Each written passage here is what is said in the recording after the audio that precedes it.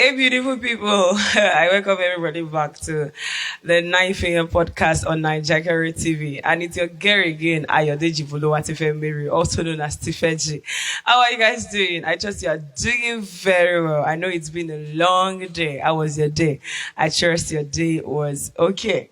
And of course, as you know that we are working on a particular topic, we are learning from people's experiences. I told you the other day that I was going to be bringing people here to learn from their experiences. And today I have a guest with me. But before I introduce my guest to everybody, I want you guys to please don't forget to watch this video to the end. No matter what you're doing, you can just plug in your earpiece, put your phone in your pocket and listen to the podcast. All right? Don't forget to watch this video to the end. Listen to everything we want to say. And don't forget to don't forget to share the video. Please share the video to people that needs to, learn from other people's experiences. All right. With that being said, I also want to remind you guys to please, okay, I'm showing this to the house. If there is any experience you have and you want to share with us, please don't forget to contact Nigeria Entertainment and don't forget to give him a DM. He's going to respond to you as soon as possible. Whatever story you have to share, anything you have to say. If there is a story that has been bugging your mind and you want to say it out, you see, sharing your story does not make you a weakling. Okay. As long as you have experienced it, you've gone through the challenges, you've gone through the tribulation, things that have happened to you. Life has shown you the good part and the bad part of it. Whatever it is, whatever story you want to share, there are some people that want to learn from your story. There are some people that needs to learn from you, that needs to hear your story and that need to learn from that story.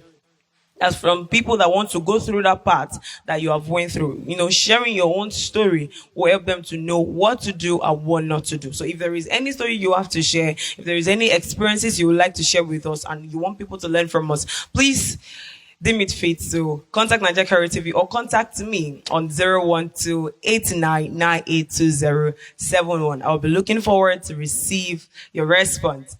All right. So today, my guest will come here soon. And she's going to be talking about something very important. Okay. She's going to be sharing her experiences on masturbation. How did she get into it? How did she overcome it? Guys, I want you to sit down, okay? We talked about addiction before, okay? Now, I want you to sit down to learn from this person. And I am sure that you are going to learn. And as you're learning, please, if there is anything you need to change about yourself, do it. If there is anything you need to continue, do it. If there is anything you need to take away, please take it away. All right. With everything being said, I'm going to introduce my guest and I'll call on my guest to join me on the show. Please kindly join me on the show. All right. As we're waiting for our guest, I want you to please, prepare your mind to learn from her today. Hello, beautiful. Hello. How are you doing? I'm good. Thank you. All right. How are you doing? I trust you're doing okay. Yes, I'm fine. Are you nervous? A little bit. It's normal. All right. I want you to introduce yourself to the people. Okay. Hello, everyone. My name is Mashta Yusuf Kuri, known as Maggie Kuri. You are from which country? Yeah, I'm from South Sudan. Wow. We have a South Sudanese in the house. You're welcome. How are you doing once again? Thank you. I'm doing great. Thank you. All right. Why do you want to share your story?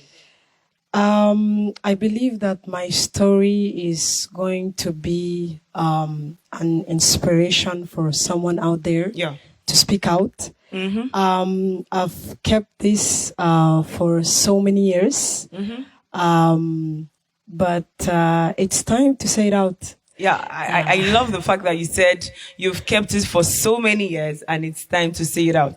You see, I would like to say something. Mm-hmm. There is something I learned about this life.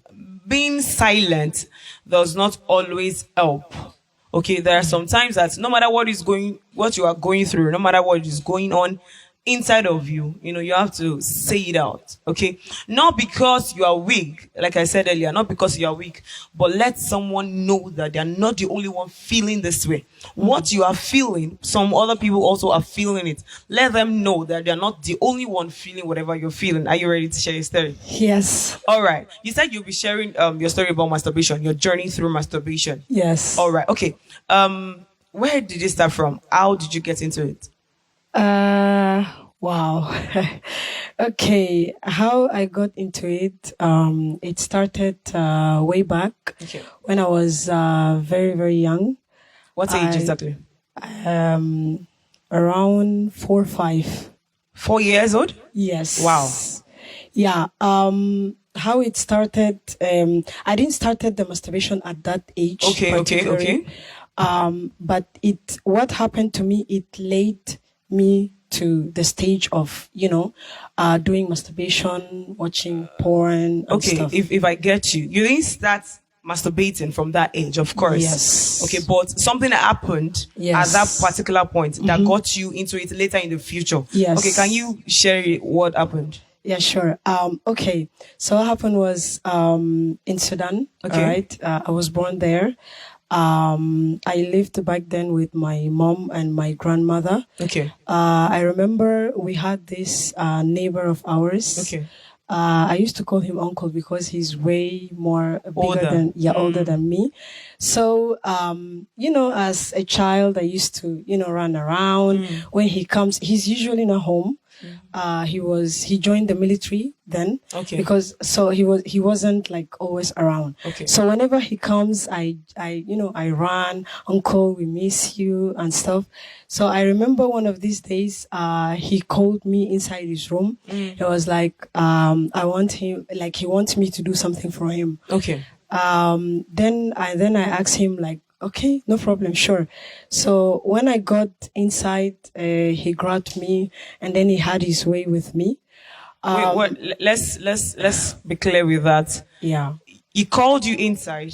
Yes. At that age of 4. Yes. Okay. You were a child, of course. Yes. He came back from the military. Yes. And you missed him. Everybody missed him. Everybody greeted him. And then you, in particular, he called you inside his room. Mm-hmm. Okay. And then. Yeah. And then what? And then after that, he had his way with me. He had his way with you, like did he? Yeah, he raped me actually. At that age? Yes. He had his way with you. He penetrated inside of you at that age. Yes. Wow. Yeah. Wow. So I remember that was the first day. And then he warned me. He was like, because my mom was like always at work, and then I was with my grandmother. Mm-hmm. So, and then he told me that if you tell your mother or your grandmom, I'm going to kill you. I'm going to kill them. I'm going to hurt everybody. So I was scared. I was shivering. At that stage, my grandmother was not around. She went out to get something. So when I came back home, I was so scared. I was shivering. Sorry. After he had his way with you, he threatened you. Yeah. Not to tell anybody. He said he was going to kill you. Yeah. Okay. So,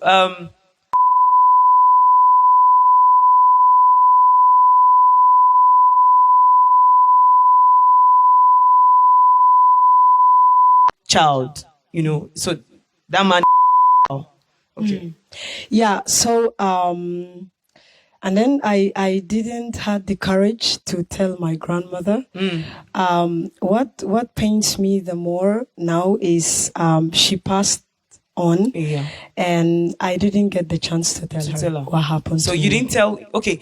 You were in South Sudan living with in Sudan or South Sudan? Yes, Sudan. You were in Sudan living with your grandma then. Yeah. And throughout that period, you didn't tell your grandma what happened between you and the guy? I didn't tell her. Okay. Yeah, I didn't tell her. Not even my mom. How old was the man? To be honest, I can't remember, but he was in his early 20s. Wow. Early 20s. Okay. Yeah. But I don't know which age exactly. Okay. Yeah. So even my mom, I didn't tell her at all till this moment. I'm sharing this story. You haven't told your mom? No. Wow. So how old are you now? I'm 30. So How many years now? That's 26 years ago. Yeah. Until now, you haven't told her. I didn't tell her This anything. is the first time you're sharing this? Yes, in public. I only shared it with my spiritual parents because I needed to get healed, from it. And I needed to, because this thing haunted me for many years. So I needed, to get healed, not just from like physically, but emotionally and spiritually. Okay. So, all right. So after what happened between you and the guy,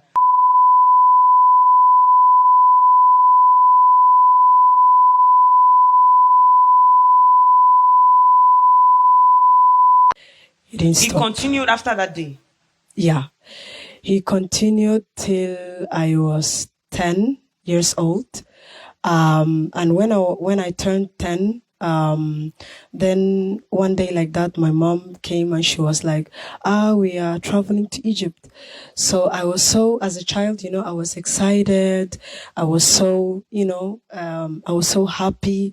Like for me, I thought that, okay, we are traveling, that's the end of everything. I'll be, I'll be okay. I'll be fine. I'm sorry to cut you. I just want to clear something. So from that age of 4 till 10, it was doing that with you. Yes. Is it that did he stop traveling to the ministry? Or no, he goes and comes back?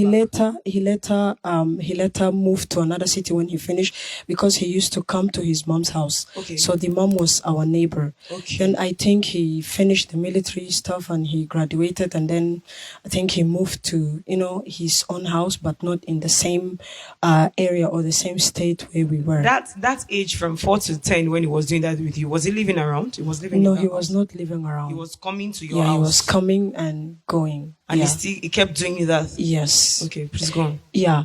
So I thought I would be free from all of this. But then I didn't know that I'm starting another journey, a tough journey.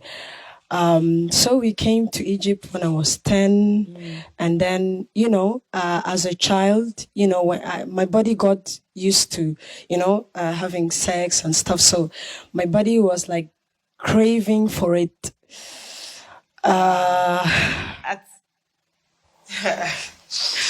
sorry, but seriously, like at that age, you were used to. Okay, please continue. I was used to it because every time he comes, around, and not just him. I had 2 of my cousins. I remember, they also, used to have. They are older than me, and they used to also sometimes, in Sudan there is this building that is not complete. Yeah. So they used to, take me there. They would tell me that, okay, let's go and play and stuff. And then, they would just grab me, push me. When they finish, I would cry, but I didn't have the courage to tell anyone because they used to scare me. Like if I tell them, something would happen to me, and so as a child, I was so scared to share it with anyone. Okay. Before you continue, let me say this: whether you're a teenager or you are a child, or even you are above teenage, one thing I've learned in life is anyone that threatens to do anything to you, they are just a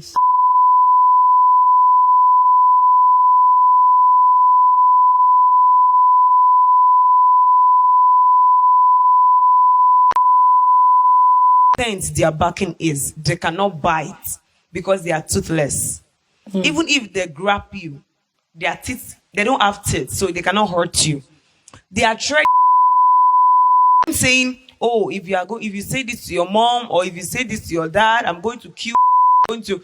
They only want you to be scared and they want you to keep coming back because they know that by saying that, whenever they tell you to come back, you will not want to put your family's life at risk, and you will not want to risk your own life too.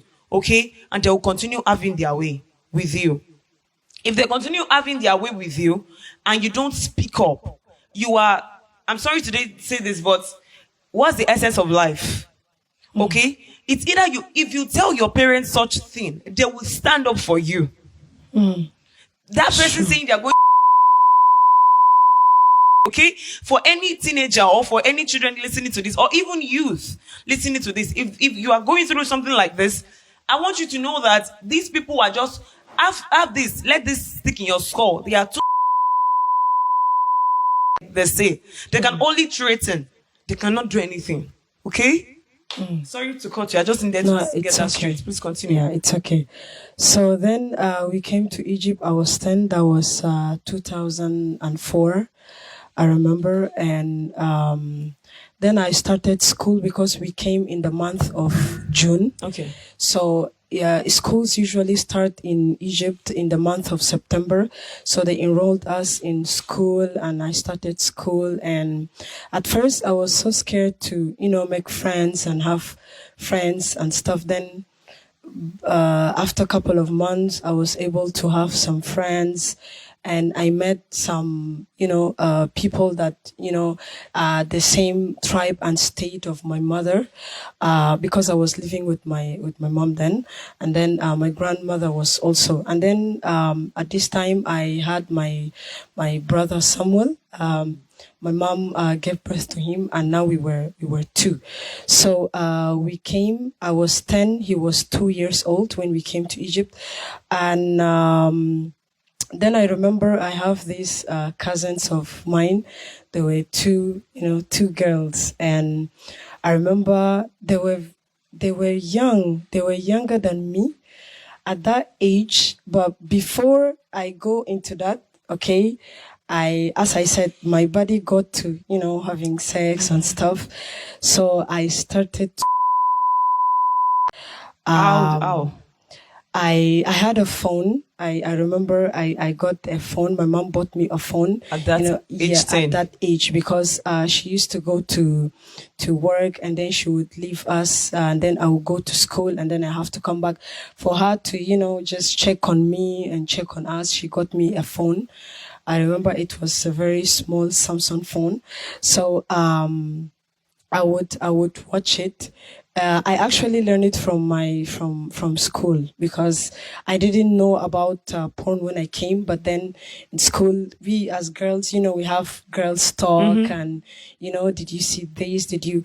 So I learned from school, and then I said, okay. That Samsung phone, was it an Android phone? It was an Android phone, yes. Okay. So I said, okay, maybe I can check that. So I remember I checked it the first time, and then I fell in love with it. Like, those friends of yours that introduced you to, did you tell them about what happened to you at Sudan? No, I didn't. I didn't share it with them at all. They were just out of their own distance. They just shared the video with you. Yes. Okay. Yeah. So I started watching it. I became so addicted to it, and then whatever they do in the video, so I do it to myself. And I remember that even sometimes when I go to church, to Sunday school, sometimes I used to feel like, okay, the preaching is boring, and let me just go to the toilet and enjoy myself. So I would Okay, sorry, let me come in from here. There is this thing that I used to tell children, or even to parents. You see, both children and parents, you have to be very careful. Children, you have to be careful what you watch. And even teenagers, you have to be careful what you watch. Because what you watch, whatever message they are passing, you would want to practice it. Okay? You would want to practice what you are watching. So to parents, be super careful what your parents, what your children watch. Be very careful. If this thing will not help their mind, if this thing will not add any benefit to their life, they have no business watching it. Parents that have given their children phones at a very young age, okay, it's okay to give your children phone. You want to know where they are, you want to know where they come back to school, you want to check on them. There is something called parent guide that you can put on your phone so that you can be able to control what your children watch, and what, you'll be able to know what is going on their phone? So I became so and to masturbation, to the extent there is no day that will pass I will not watch it before sleeping. Wow. Like I would watch it and then maybe I will fall asleep or something. That happened for like about 3 years. So within that 2 years, no adults caught you watching it. Nobody spoke to you. Nobody caught me, and I didn't tell anyone, not even my friends in school that, introduced me to this thing. Like they introduced you, but they didn't know you were watching it. Yeah. I didn't tell them. I was so scared. I was ashamed. I was, and in the night I would watch it when my grandmother is asleep, and when my mom is asleep, I would watch it under my blanket, just watch it and do whatever I want to do, and then that's it. So I remember when I was 13, these two cousins of mine that I mentioned earlier, the two girls, I remember my mom would take me to their house, for us to go and play and have time. And, she would, like their mom was my mom's friend. So, she just wanted to go and visit her friends. And then she would take me with her. And then I remember one time the girls told me to, come inside the room and, and then I found out that they already... Those two girls. Yes. So we started, kissing ourselves, doing... Whoa. It was so bad. Okay, so the three of you was doing that. Okay, yes. all right. Yes. So the three of us were doing that, and then every time I would tell my mom, okay, I want to go to auntie, house. Yes, yeah. And she would tell me, and then I remember there was this one day she got so annoyed. She was like, why do you always ask me that we should go there? Like, what's going on? Like, are you sure it's just play or is something else? I told her, no, mom, I just love them. And, it's just me and my brother, and I don't have other siblings, like, to play with. And then she was like, okay. So we kept on doing that for like 1 year plus. Then I remember one day I was in church. I was listening to a message, my mom's church, because back then the Sunday school that I used to go to, it was a church here, Mahdi Community Church in Mahdi. So I used to go there for Sunday school. So I remember that day I went with my mom to the church. She invited me. They had a program. The pastor was preaching, and then he did an altar call, and then he was like, if anybody wants to give their life to Christ, you can come out, or you can say this after me. So I remember at that age of 14, I gave my life to Christ, but I couldn't stop watching porn and doing masturbation. Even after that? Wow. Even after that. Because I was so addicted to it. And we kept doing that for like 3 years plus. Then I said, okay, I really need to stop. Like, I stopped seeing the girls. I stopped, talking to them. I stopped going with them. Okay, before you continue, the definition of addiction once again is a chain that ties you down until you allow it. Okay, until you want it to stop. Okay, so you know that even though that thing would drive you, you still have your own will to say, yes, I want to continue, or no, I want to stop. You understand? So it's got to a point where you really wanted to stop. Yeah. Okay. But I felt like I couldn't. I would stop watching it for like just maybe 2 days, 1 week maximum. Then I would like, no, I need to watch it. So I would watch it again. I would masturbate again. This thing kept on happening till I was 18. Then at 18, I rededicated my life to Christ again.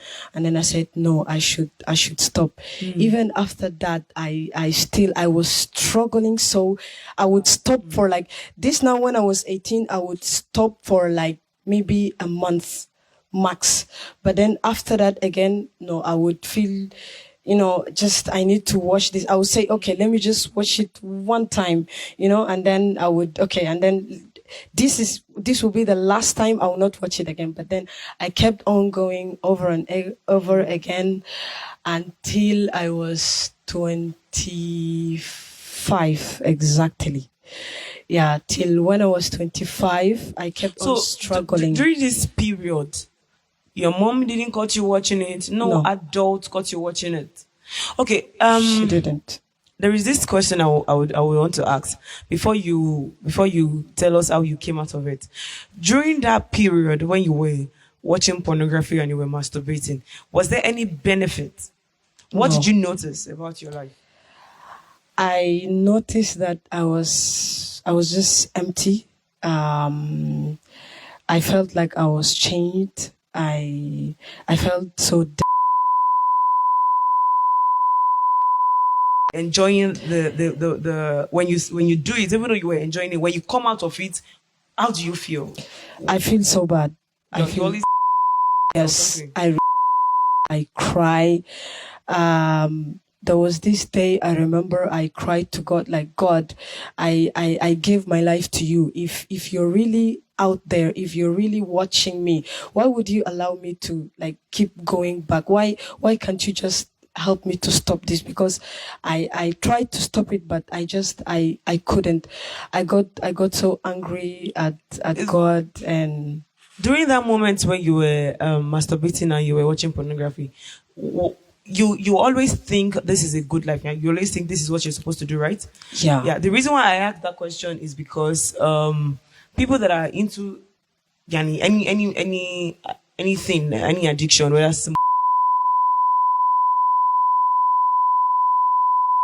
at that point they would think this is enjoyment, this is life. I just want to enjoy myself. I just want to. But eventually, was their life in it truly? Was it really sweet? Was it really enjoyable?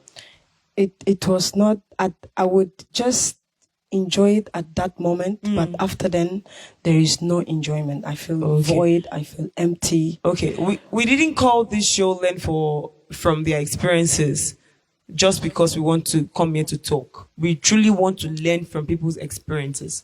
Okay, so this message is sent to those that are into masturbating, those that are into pornography.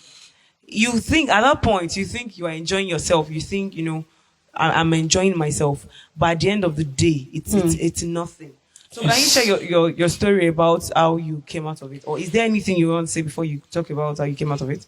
No, at the moment I got so angry with God, I said, okay, you know what, I'll stop going to church. I'll not come again. And, then somehow, I went back to church again. And then, I started to pray. I started to listening to a message, and then I found out that this thing for me to get free from it, it needs a determination and a discipline from me.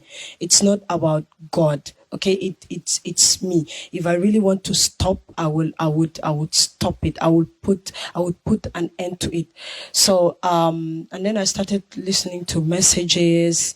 Then I started to, pray about it. And then I decided from that age of 25 to stop it, and to stop it for good. And since that time, God has been helping me. I stop it for good.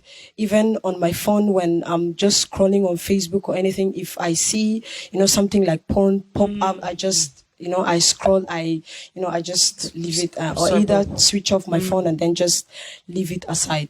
So, I came out of it not because,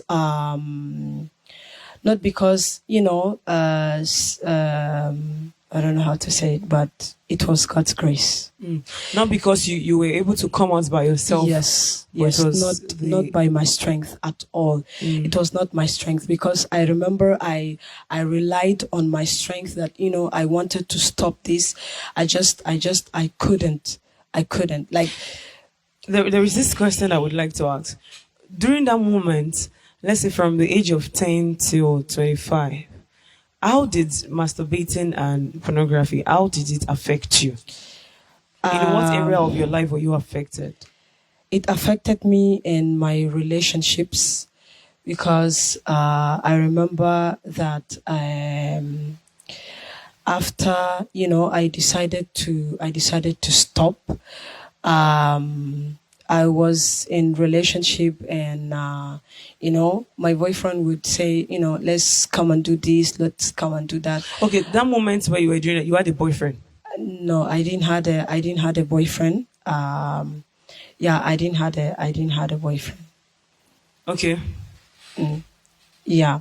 So I remember I had a boyfriend, but then I wasn't, like going to his house and accepting to what he was doing, because I remember I started having boyfriend at the age of 10 when I came. Wow. You had a boyfriend at the age of 10. Yes. The guy knows about what was going on with you? No, the first guy, he didn't know. I didn't tell him. Okay. He didn't know at all. But the second one, I didn't tell him that I was, suffering from this masturbation and watching porn and stuff. I didn't share it with any of my boyfriends. I didn't. So none of them knew? No. So were you having sex with them? Yes. Okay, of course. Okay, now, you came out of it eventually. Yes. And there is this you've not really answered this question very well. How did it affect you? Yani, your mental health, your education? How? It affected... Were you able to cooperate in the class? Were you able to pay attention in the class when... Not really. No, not really. I always, when I'm in class, I used to either sleep or either not be attentive, and my result dropped in school, because I was thinking like how to come out of it, and I couldn't. So it affected my result in school. I couldn't focus. My mental health, it affected me. So but at times I wouldn't be like, I couldn't sleep at night, just this thing would, the picture, everything, that happened, everything I watched, everything I did, it would just be coming like a flashlight like that. Okay. Yeah. Your mom didn't notice anything about you when you were doing these things? She didn't. Why? She did not. Back then, I wasn't so close with my mom, and my mom was not close with me. We hardly talk. Okay, you were not living together? We were living together, but she was always at work. Okay, that point. You were living together, but she was always at work. Yes. All right. So, before I say what I'm about to say, what would you like to tell people? Whether children, teenagers, or even parents? Okay. For parents, I know that you have to work. I know that, you have to offer a good life for your children, but create a time where you will talk to them, ask them, how their day went. Like, try and be their best friend, try and be their best friend so they can be open with you and tell you everything. I know the parents, you have to, go out there, hustle so your kids can have a better life. But believe me, kids are going through a lot. I don't want to say girls, but it's both for boys and girls. They are going through a lot.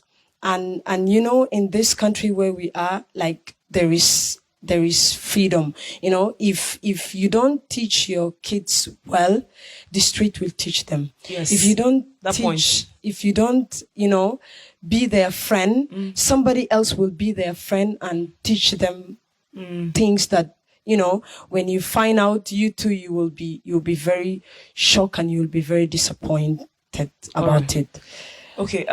So you've stopped it now. I stopped. So for the God's past grace. 5 years, Yes. right? But Yes. that's now. After you stop it, how did you feel? How are you feeling? How did you feel then, and how are you feeling now? Back then, I felt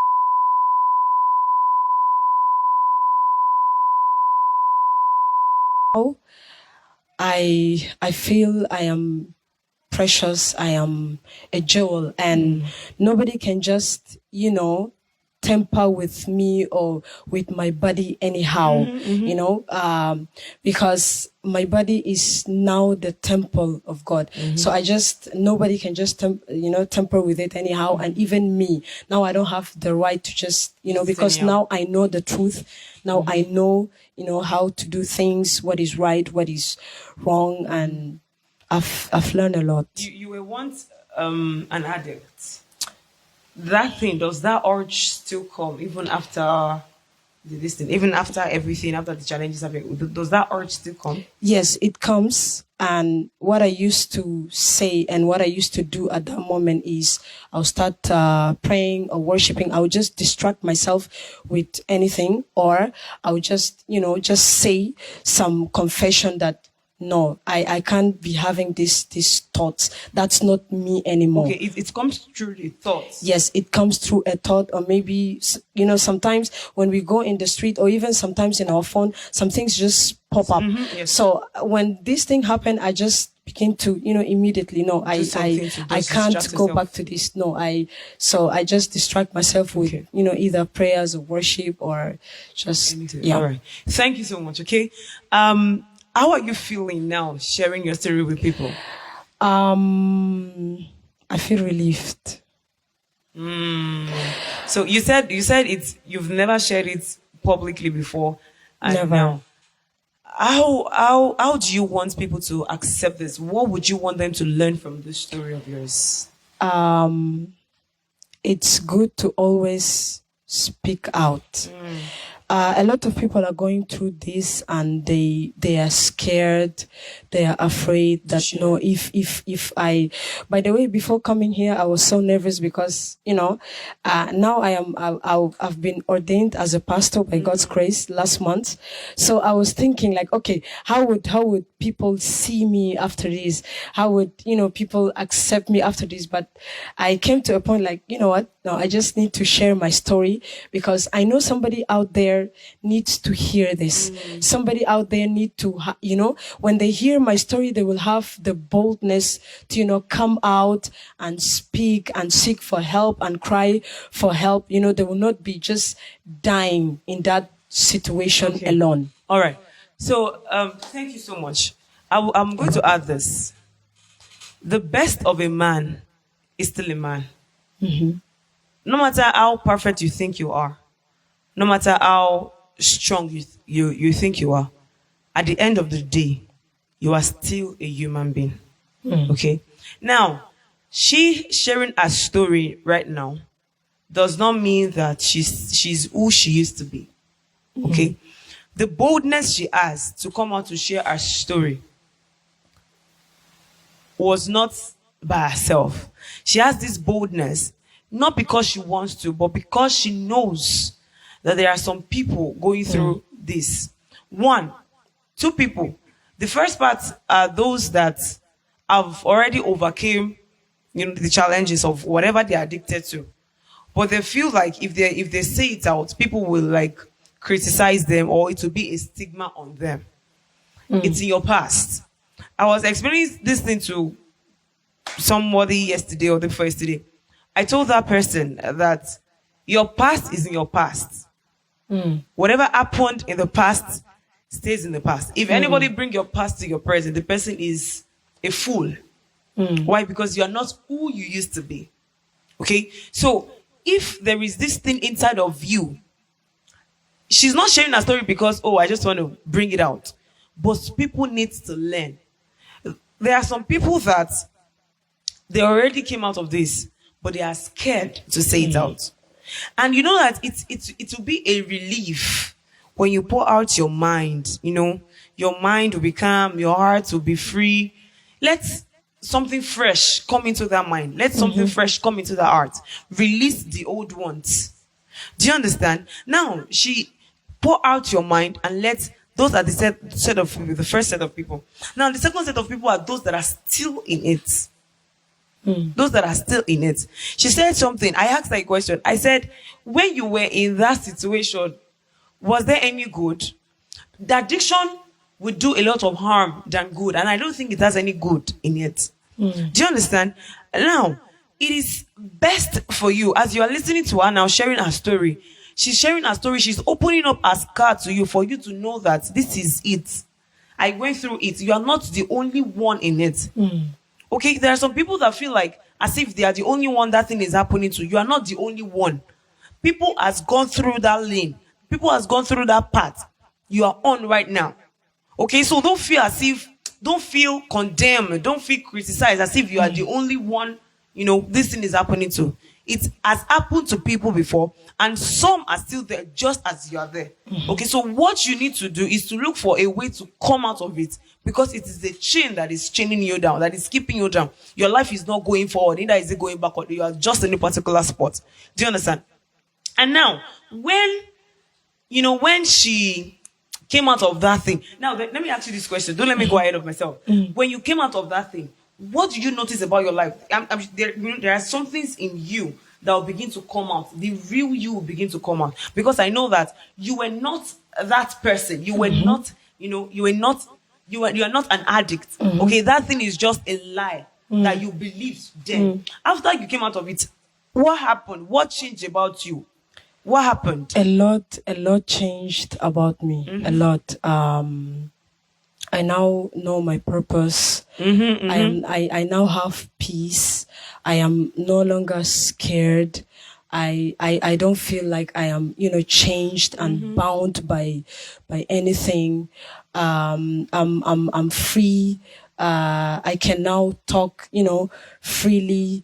I can have, friends. I'm no longer scared. Like I'm You're free. not chained. No, I'm not. Okay. I'm so free. was there anything that came out of you, like your passion for something? Because then I know that if you are an addict, that thing that you're addicted to is what you pay more attention to more.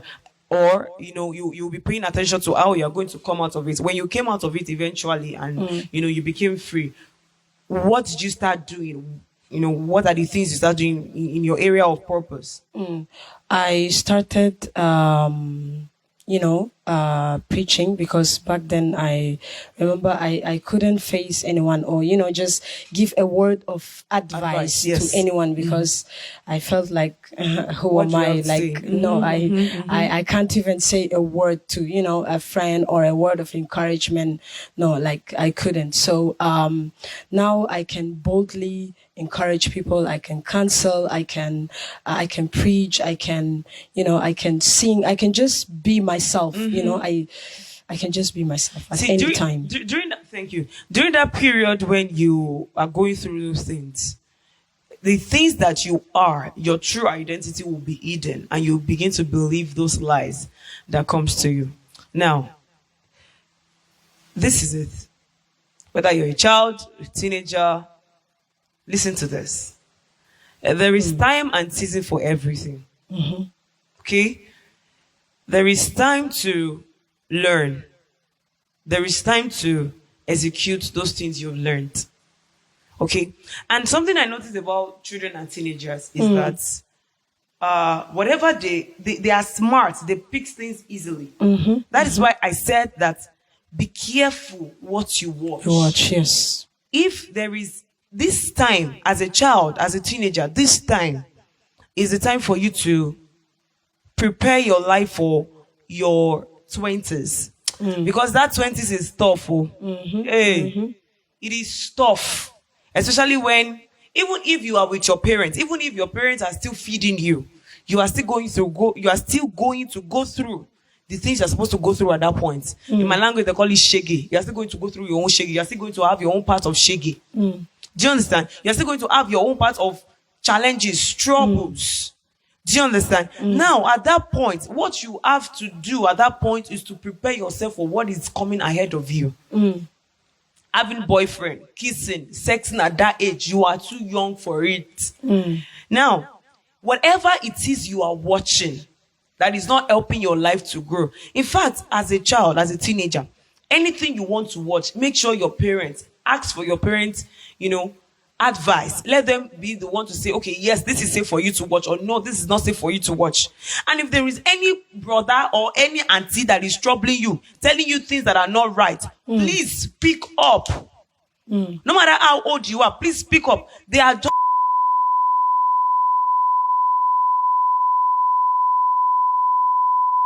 if you tell daddy, they are only scaring you. They cannot do anything.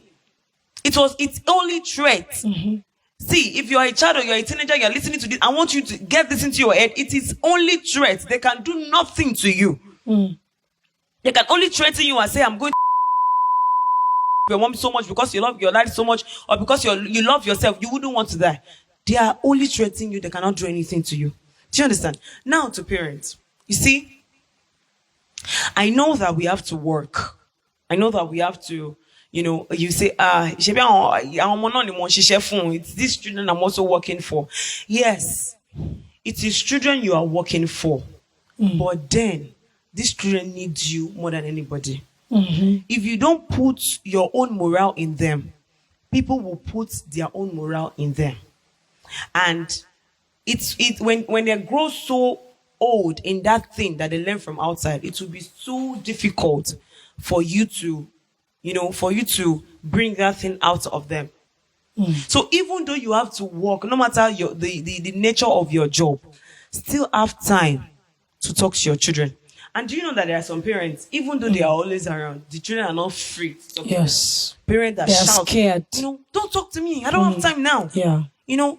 If these children are not free to talk to you, someone will give them a listening ear outside. And if that children has listening ear from outside, you don't know what that person will impact into them. And at the end of the day, it's going to be your own loss. Yeah. These children did not beg you to bring them into the world. You are the one that wants children.